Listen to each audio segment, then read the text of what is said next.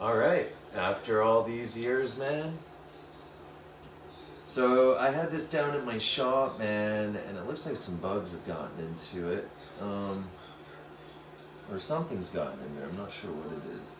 But it needs to be cleaned, the lens here. And so I just brought it back the other day. It's been sitting down there for about 8 months or something. I was actually in my office space that I built. I was actually going to do the microgreens in there, but that was before I was able to find this spot where I had this extra room, and boom, here we are. So, anyways, as you can see, woo, that's lit up nice, and we're set at 250. And so this ballast, it is an I-Power ballast with the, like I was saying, the 600 switchable, dimmable, full spectrum.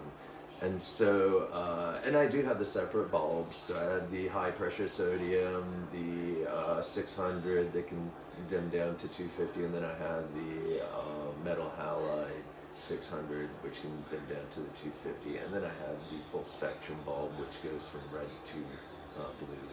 And so this right here, man, I bought on Amazon or eBay, and they have a bunch of them. And I think I bought this at the time. It was like $200 and maybe $50 or maybe less. I can't remember. They're really cheap today. I remember back in the day, man, when I used to have grow rooms, man, the 1,000 watt lights were at that time like $600 for everything. So you would buy the whole kit, and that wasn't even including the ducting. You would have to buy the ducting separate. If you were smart, you would go to Home Depot and buy it. But if you were, just a person that didn't really know, a lot of people bought them from the shops and places back then when it was kind of a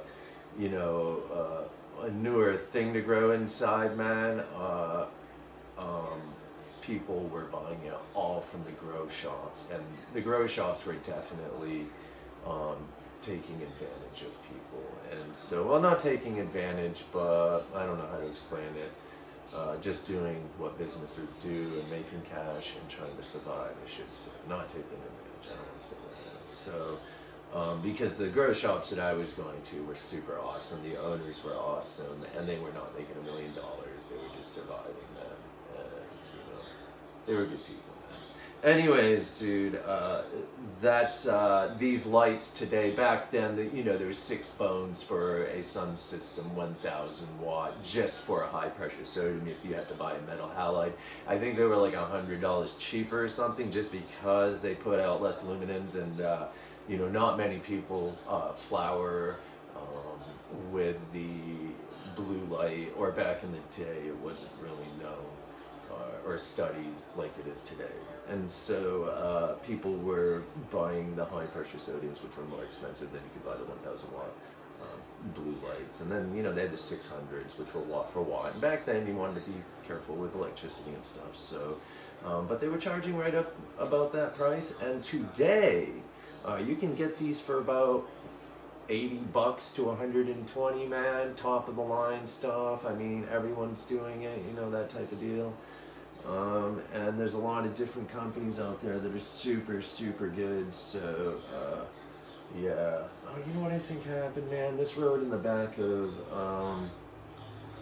what's his name's truck, and I bet stuff blew into the hole.